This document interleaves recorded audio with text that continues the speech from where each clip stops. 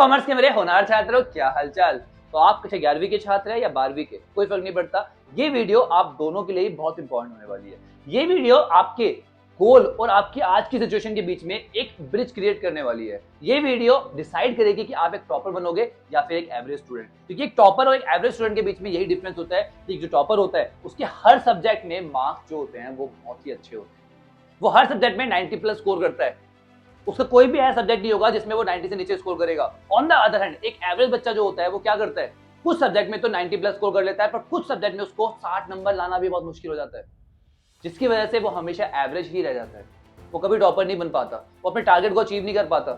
तो अगर टारगेट को अचीव करना है तो इस वीडियो को एंड तक देखना, स्किप करने की गलती बिल्कुल मत कर।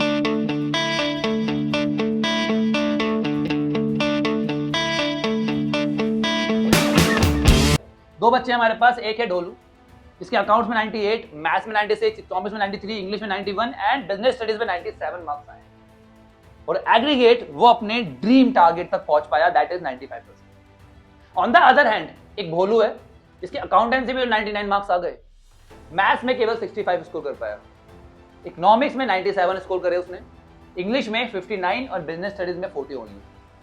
तो यहां पर उसने मेहनत करी है, ऐसा नहीं उसने मेहनत नहीं करी है, बट उसने सभी सब्जेक्ट को ठीक तरीके से मैनेज नहीं किया, जिसकी वजह से अकाउंटेंसी और इकोनॉमिक्स में तो उसने अच्छा स्कोर कर लिया, पर बाकी subject maths, English and business studies में उसके बहुत ही कम मार्क्स आए हैं, जिसकी वजह से उसका एग्रीगेट कितना बना है, ओनली 72। ये रह गया ना एवरेज बच्चा, जबकि मेहनत इसने भी उतनी करी है और इसने भी उतनी करी है। भोलू और डोलू दोनों का आईक्यू लेवल सेम है, दोनों मेहनती भी है, बस डिफरेंस कहां आया, मैनेजमेंट का। तो उसके लिए सबसे पहली स्ट्रेटेजी है हमारे पास, कंसिस्टेंसी। सबसे पहले आपको कंसिस्टेंट होना पड़ेगा। बिना कंसिस्टेंसी ये कुछ भी अचीव नहीं होता लाइफ में, ध्यान रखना इस बात को। जिस दिन आप कंसिस्टेंट हो गए ना, लाइफ की आधी प्रॉब्लम खत्म हो जाएगी। आपके टारगेट जो है ना आपके पास हो जाएंगे, आप अपने टारगेट्स को इजीली अचीव करना शुरू कर दोगे, क्योंकि आप कंसिस्टेंट हो। तो भैया कंसिस्टेंसी इज मस्ट। क्योंकि इनकंसिस्टेंट बच्चा जो होता है ना, वो एक दिन तो पढ़ता है 4 घंटे, फिर 4 दिन बिल्कुल गैप करता है, कुछ नहीं पढ़ता 4 दिन तक, फिर एक दिन उसके अंदर फिर से मोटिवेशन आती है और फिर वो बैठता है 10-10 घंटे तक बैठ के पढ़ता है। इस तरह का जो बच्चा होता है ना बेटा, लाइफ में कभी कुछ अचीव नहीं कर पाता, ध्यान रखना इस बात को, कभी कुछ अचीव नहीं कर सकता। आप बोलोगे भैया वो पढ़ तो रहा है, अरे क्या पढ़ रहा है यार, है एक हफ्ते में वो 14 घंटे पढ़ा है, 2 घंटे पर आवर की भी एफिशिएंसी नहीं है उसकी, और बीच में जब ये 4 दिन उसने नहीं पढ़ा, उसका क्या, जो पढ़ा था सब भूल गया, जो स्कूल में पढ़ाया जा रहा था सब भूल गया। वो 10 घंटे जो पढ़ेगा ना एक दिन में, उसका आउटपुट केवल 4 घंटे का निकलेगा।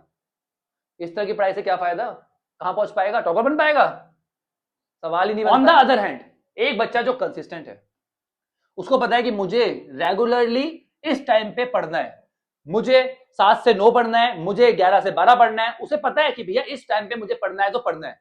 वो जमीन आसमान एक हो जाए उस टाइम पे बैठ के पढ़ता है। इस तरह का बच्चा लाइफ में कुछ भी अचीव कर सकता है, क्योंकि यहां पर उस बच्चे के पास ज्यादा टाइम होगा, वो फोकस होकर पढ़ रहा है, उसकी एफिशिएंसी बढ़ेगी, उसका जो आउटपुट निकलेगा वो हमेशा ज्यादा निकलेगा, क्योंकि उसकी बॉडी को भी पता है कि यार इस टाइम पे फोकस करना है, क्योंकि वो डेली बेस पे उसी टाइम पे वो काम कर रही है उसकी बॉडी। समझ लो बात को। इस तरह के बच्चे का टाइम मैनेजमेंट अच्छा हो पाता है, क्योंकि इसके पास टाइम है, तो उस 4 घंटे को 5 घंटे को जो उसके सेल्फ स्टडी के है उसको वो ठीक तरीके से मैनेज कर पाएगा। अब भैया बोल तो रहे हो कि यार कंसिस्टेंट हो, कंसिस्टेंट हो, कंसिस्टेंट हो, भैया कंसिस्टेंट हो कैसे, 4 दिन मोटिवेशन रहती है, 5 दिन खत्म हो जाती है, सबके साथ ये प्रॉब्लम है। तो उसके लिए ना आपको आपका वाई ढूंढना पड़ेगा कि भैया 95 स्कोर करना है तो क्यों करना है, माँ बाप को प्राउड फील कराना है। आपको अपना वाई ढूंढना पड़ेगा कि आप करना क्यों चाहते हो, आप टॉपर बनना क्यों चाहते हो, आप 95 प्लस स्कोर करना क्यों चाहते हो। जिस दिन वो वाई मिल गया ना आपको, उस दिन अपने आप पढ़ने का मन करेगा, उस दिन अपने आप बैठोगे आप पढ़ने के लिए, और उस दिन आप अपने आप कंसिस्टेंट हो जाओगे। तो अपना वाई ढूंढो कि क्यों करना चाहते हो आप वो टारगेट को अचीव। आ रही बात समझ में। अगली जो बहुत ही इंपॉर्टेंट स्ट्रेटेजी है ना, वो है शेड्यूल बनाना। एक ऐसा शेड्यूल जो आपके लिए काम करेगा, जो आपने खुद बनाया होगा। मैंने आपकी हेल्प के लिए शेड्यूल दे रखा है, टाइम टेबल बना रखा है ना, मैंने आपको बताया होगा कि किस किस टाइम पे आप किस किस तरीके से अपने सब्जेक्ट्स को प्रोवाइड कर सकते हो टाइम, बट उस टाइम टेबल को आपको अपने हिसाब से मॉडिफाई करना होगा, क्योंकि आपको आपसे अच्छा कोई नहीं जानता। किसी को नहीं पता कि आपके लिए बेस्ट टाइम कौन सा है, किस टाइम पे आप सबसे ज्यादा फोकस्ड होते हो, ये केवल आप जानते हो। तो आपको अपना शेड्यूल खुद बनाना है। समझ में आ रही है बात? जो आपके लिए काम करेगा। और ध्यान रखना वो शेड्यूल इतना हार्श ना हो कि आप उसे फॉलो ही ना कर पाओ। 99% लोग जो है ना वो शेड्यूल को फॉलो नहीं कर पाते। क्यों? क्योंकि अपने शेड्यूल को इतना हार्श कर लेते हैं ना कि अपने लिए टाइम ही नहीं होता उनके पास, बाकी कामों के लिए टाइम ही नहीं होता। तो वो 2 दिन 3 दिन 4 दिन 5 दिन फॉलो करते हैं, उसके बाद फुस, खत्म, मोटिवेशन खत्म, कंसिस्टेंसी खत्म, सब कुछ खत्म। तो भैया शेड्यूल को हार्श मत बनाना, ऐसा बनाना जो अचीवेबल हो। आई बात समझ में? अगला, allocate specific time to all the subjects. सारे सब्जेक्ट्स को साथ में लेके चलना है, सारे सब्जेक्ट्स को टाइम प्रोवाइड करना है। अब वो टाइम कैसे प्रोवाइड होगा, कितना टाइम किस सब्जेक्ट को प्रोवाइड करना है, ये कैसे डिसाइड करोगे? ये आप डिसाइड करोगे अपने सिलेबस के अकॉर्डिंगली। अपने सिलेबस को समझो, मैंने आप लोगों को सिलेबस समझा रखा है, उसकी वीडियो मैंने पहले डाल रखी है। आपको अपना सिलेबस जो है उसका प्रिंट निकालना है और लिखकर, या फिर सबसे बेस्ट लिखकर आप क्या करो, उसे अपने स्टडी टेबल पे चिपका लो। इससे आपको पता रहेगा कि आपको कितना सिलेबस हो गया, किस सब्जेक्ट में आपका सिलेबस पीछे रह रहा है, तब आप उस सब्जेक्ट को ज्यादा टाइम एलोकेट कर पाओगे। हाँ या नहीं? तो आपको क्या करना है, सबसे पहले अपना सिलेबस निकाल के रख लेना है, उस सिलेबस के अकॉर्डिंगली और अपनी स्ट्रेंथ के अकॉर्डिंगली आपको अपना टाइम एलोकेट करना है अलग अलग सब्जेक्ट्स में। ठीक है, अब यहां पर आपको फोकस उस सब्जेक्ट पे ज्यादा करना है जो आपको डिफिकल्ट लगता है। सबसे बड़ी प्रॉब्लम यही है बच्चों की, जो हमारा भोलू था ना वो पीछे क्यों रह गया? क्योंकि उसको अकाउंटेंसी बहुत पसंद थी, तो पूरे दिन अकाउंटेंसी ही करता रहता था। इकोनॉमिक्स में बड़ा मजा आता था पढ़ने में, तो इकोनॉमिक्स पढ़ता रहता था, बाकी बिजनेस स्टडीज, मैथ्स, इंग्लिश उसने इग्नोर कर दी थी। भैया क्यों इग्नोर करी उसने? क्योंकि उसको मैथमेटिक्स में प्रॉब्लम होती थी, उसको वो डिफिकल्ट लगता था, तो वो उसको हाथ ही लगाता था, यार भागने से सॉल्यूशन हो गया। एट द एंड वो 72% पे रह गया। क्यों? क्योंकि उसने मैथ्स पे ढंग से फोकस नहीं किया। समझ में आ रही है बात? तो सबसे ज्यादा फोकस उस सब्जेक्ट पे करना है। भैया मैथ्स डिफिकल्ट लगती है तो सबसे ज्यादा टाइम उसको दो ना, जब उसको ज्यादा टाइम दोगे तभी तो वो बाकी सब्जेक्ट के बराबर आ पाएगी। समझ रहे हो बात को? अगला, राइट कॉम्बिनेशन ऑफ सब्जेक्ट। सही कॉम्बिनेशन से पढ़ोगे ना तो कभी बोर नहीं होगे और सभी सब्जेक्ट को कवर कर पाओगे। देखो आप क्या करो, एक डिफिकल्ट सब्जेक्ट ले लो, उसके साथ में ना एक इजी सब्जेक्ट को पढ़ो जो आपका स्लॉट है। मान लो आपको 2 घंटे का स्लॉट है, ठीक है। अब आपने ना मैथ्स पढ़ना शुरू किया, पर मैथ्स पढ़ते पढ़ते आप क्या हो गए, थोड़ा सा बोर हो गए, ठीक है, क्योंकि आपको भी मैथ्स पसंद नहीं है, बट पढ़ना तो पड़ेगा, ठीक है, उसमें इंटरेस्ट तो बनाना पड़ेगा। अब मैथ्स के साथ ना आपने क्या करा, इकोनॉमिक्स को ऐड कर दिया। मैं बस एक एग्जांपल ले रहा हूं, ठीक है, कि भाई आपको मैथ्स डिफिकल्ट लगता है, इकोनॉमिक्स इजी लगती है, तो जब भी आप मैथ्स से बोर होने लगोगे आप इकोनॉमिक्स पढ़ लोगे। तो कॉम्बिनेशन ऐसा बनाओ जो एक दूसरे को कॉम्प्लीमेंट करे, एक डिफिकल्ट है दूसरा इजी, एक इंटरेस्टिंग सब्जेक्ट तो एक बोरिंग, जो आपको बोरिंग लगता है उसको हमेशा कंबाइन करो इंटरेस्टिंग सब्जेक्ट से, कि भाई बोरिंग पढ़ लिया ना, अब इंटरेस्टिंग पढ़ेंगे, तो आपकी एफिशिएंसी मेंटेन रहेगी, आपकी एनर्जी मेंटेन रहेगी। प्रैक्टिकल सब्जेक्ट को कंबाइन करो किससे, थ्योरेटिकल से। अकाउंटिंग से बिजनेस स्टडीज कर लिया, अकाउंटेंसी प्रैक्टिकल हो गया, बिजनेस स्टडीज जो है आपका थ्योरेटिकल हो गया। अगली स्ट्रेटेजी बहुत इंपॉर्टेंट है, ब्रेक इट डाउन। ज्यादातर लोग ना आधे में ही छोड़ देते हैं। क्यों? क्योंकि वो बहुत परेशान हो चुके होते हैं, वो अपने टारगेट्स को अचीव नहीं कर पा रहे होते हैं। और जब आप जब तक टारगेट को अचीव नहीं करोगे ना, जब तक आप मोटिवेटेड नहीं होंगे, और जब तक आप मोटिवेटेड नहीं होंगे तब तक आप कंसिस्टेंट नहीं होंगे। दिमाग में सेट कर लेना। तो भैया अपने बड़े बड़े टारगेट्स को ना छोटे छोटे पार्ट में डिवाइड कर लो, ठीक है, ब्रेक कर लो, ऐसे टारगेट्स बना लो जो अचीवेबल है। भैया लॉन्ग टर्म टारगेट तो यही है हमारा, बट उस टारगेट को छोटे छोटे छोटे छोटे पार्ट में डिवाइड कर लो, क्योंकि जब हम अपने टारगेट को अचीव करते हैं ना बेटा, आ रही बात समझ में, उस टाइम पे हम मोटिवेटेड होते हैं, उस टाइम पे हम कंसिस्टेंट हो पाते हैं, क्योंकि हमारे अंदर से हमें एक सेटिस्फेक्शन मिलती है कि हाँ मैं ये मैं कर चुका हूं तो मैं आगे भी कर लूंगा। और जब हम उसी टारगेट को अचीव नहीं कर पाते ना तो डिमोटिवेशन होती है, और एक स्टेज के बाद टाइम ऐसा आता है कि हम सब कुछ छोड़ देते हैं, क्विट कर देते हैं। तो इसीलिए हमेशा अपने टारगेट्स को छोटे छोटे पार्ट में जो अचीवेबल है उसमें डिवाइड कर दो, और फिर उसको अचीव करो, और जब भी अचीव करो ना उस टारगेट को, अपने पेट को थपथपाओ, शाबाश। आ रही बात समझ में? बहुत इंपॉर्टेंट है ये, मैं बता रहा हूं आपको। अगला, don't stress in case of backlog. देखो यार बैकलॉग होना बहुत नॉर्मल है, होता है कि आप बीमार हो जाओ, होता है कि आपकी फैमिली में कोई शादी हो, या फिर कोई भी रीजन हो सकता है, तो उसकी वजह से आपको बैकलॉग हो गया, और उससे घबराओ मत। बैकलॉग को ना आप कवर करो, कहां पर, अपना एक टाइम गैप ढूंढकर।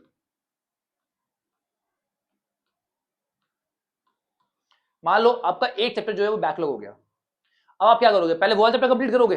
नहीं, आप अपना जो सिलेबस चल रहा है वो चलाते रहो, और जो पिछला चैप्टर आपका बैकलॉग में चला गया है वो किसी भी रीजन से हो सकता है, ठीक है, उस चैप्टर को आप कवर करो कहां पर, अपने टाइम गैप में। अभी टाइम गैप क्या होता है, आपका जो रिसर्च का टाइम था, आपने 10 मिनट उसको यूटिलाइज करे, अपने दोस्त को पकड़ लिया, बाकी के 20 मिनट में वो टॉपिक उससे समझा, टॉपिक कंप्लीट। स्मार्ट वर्क करना है वहां पे, आपको उन टाइम गैप्स का इस्तेमाल करना है जो आपके शेड्यूल में नहीं है। आ रही है बात समझ में? तो इस तरीके से आपका टाइम गैप जो है ना, आपको हेल्प करेगा आपके बैकलॉग को कवर होने में। और ध्यान रखना, बैकलॉग सबका होता है, बैकलॉग हो गया तो सब कुछ छोड़ दोगे नहीं, कंसिस्टेंसी मेंटेन करके रखनी है, ध्यान रखना इस बात को। अगला, स्टे ऑर्गेनाइज्ड, ये बहुत इंपॉर्टेंट पॉइंट है। जब बच्चा ना पढ़ने बैठता है ना, तो उसको अपनी कॉपी नहीं मिलती, किताब नहीं मिलती, जिसकी वजह से वो आधा टाइम तो इसी में वेस्ट कर देता है, मेरी कॉपी कहाँ है, मेरी अकाउंट्स की बुक कहाँ है, मेरी मैथ्स की बुक तो मैंने यहीं रखी थी, कहाँ चली गई। इस तरीके से बच्चा जो है 15-20 मिनट खराब कर देता है, और जो उसका फोकस है वो हिल चुका होता है। तो भैया जब भी पढ़ने बैठो, उससे पहले आपका सब कुछ ऑर्गेनाइज होना चाहिए, आपको अपनी हर चीज ऑर्गेनाइज रखनी है, आपकी बुक्स, आपके नोट्स, अपने बाकी आपकी जो भी स्टडी मटेरियल है, सब कुछ हमेशा ऑर्गेनाइज रखना है। जब पढ़ रहे हो, ठीक है, सही जगह पे रखो और सही जगह से ही उठाओ, उससे आपका टाइम सेव होगा, आपका फोकस मेंटेन रहेगा, फालतू की भसड़ नहीं बनेगी। स्टे पॉजिटिव, भैया पॉजिटिव तो रहना पड़ेगा, ठीक है, क्योंकि लाइफ में डिमोटिवेट करने वाले तो बहुत सारे हैं, नेगेटिविटी देने वाले बहुत सारे हैं, तो आपको पॉजिटिव खुद ही रहना पड़ेगा कि भाई मैं कर सकता हूं, मुझे पता है, मेरी एबिलिटी है, मैं करके दिखाऊंगा। बी पॉजिटिव, कितना भी नेगेटिव सर्कमस्टेंस क्यों ना आ जाए, हमेशा उसमें एक अच्छाई देखनी है। अरे बस समझ में, कि जब पॉजिटिव रहोगे तभी कंसिस्टेंट रहोगे, तभी मोटिवेटेड रहोगे, तभी लाइफ में कुछ भी अचीव कर पाओगे, ठीक है। तो बी पॉजिटिव। अगला, सीक हेल्प व्हेन नीडेड। यार देखो, हम ना कहीं कभी ना कभी फंस जाते हैं, और जब हम फंस जाते हैं ना तो हम वहीं पर रुक जाते हैं। रुकना नहीं है, जब फंस जाओ ना तो किसी की हेल्प लो, क्योंकि आप हेल्प केवल अपनों से ही लोगे, अपने पेरेंट्स से, अपने दोस्त से, अपने टीचर से, हाँ या नहीं। तो जिस भी प्रॉब्लम में फंसो, उस प्रॉब्लम को के बारे में बात करो उनसे, वो आपको पक्का सॉल्यूशन देंगे। या आपको कोई प्रॉब्लम होती है, आप मुझसे बताओ, मैं आपको उसको सॉल्यूशन देने की कोशिश करूंगा। पर जब भी फंसो, जब भी अटको, जब भी रुको, तो बात करो। So that's it, that's your video. I assure you, अगर आपने ये सब चीजें फॉलो कर ली, आपने अपने लिए जो बेस्ट सुटेड शेड्यूल है वो बना लिया, आपने कंसिस्टेंट होकर डेली बेसिस पे मोटिवेटेड रहकर अपने टारगेट्स को अचीव करना शुरू कर दिया, आपने सभी सब्जेक्ट्स को मैनेज किया जैसे मैंने आपको बताया है, तो आपको टॉपर बनने से कोई नहीं रोक सकता, आपको अपने टारगेट को अचीव करने से कोई नहीं रोक सकता। आप अपने टारगेट को भी अचीव करोगे, अपने पेरेंट्स को भी प्राउड फील कराओगे। तो बस करना क्या है, दिल लगाकर डेली बेसिस पर जैसे मैंने बताया वैसे पढ़ना है, दैट्स इट। तो चलिए बच्चा पार्टी, अगर अभी तक भी आपने चैनल को सब्सक्राइब नहीं किया है तो सब्सक्राइब कर लो, क्योंकि आपका भाई आपकी हर प्रॉब्लम का सॉल्यूशन आपके कहने से पहले इस चैनल पे आपको प्रोवाइड कर देता है। और अकाउंटेंसी, इकोनॉमिक्स और बिजनेस स्टडीज मैं आपको पढ़ा रहा हूं इस चैनल पे। क्लास 12 का बैच शुरू हो चुका है, 11 का होने वाला है, तो बिल्कुल टेंशन नहीं लेनी, आपका भाई है। बस आपको अपने भाई का सपोर्ट करना है, इस वीडियो को हर उस बच्चे तक पहुंचाना है जिसको कहीं ना कहीं सब्जेक्ट को मैनेज करने में प्रॉब्लम आ रही है, और जो कहीं ना कहीं सब्जेक्ट में फंसता है, उसे बताओ कि शर्मा जी कॉमर्स वाले का पार्ट बन, यहां पर तेरी हर प्रॉब्लम का सॉल्यूशन तेरे को मिल जाएगा। चलिए बेटा, मिलते हैं नेक्स्ट वीडियो में, तब तक के लिए take care, bye bye, study hard.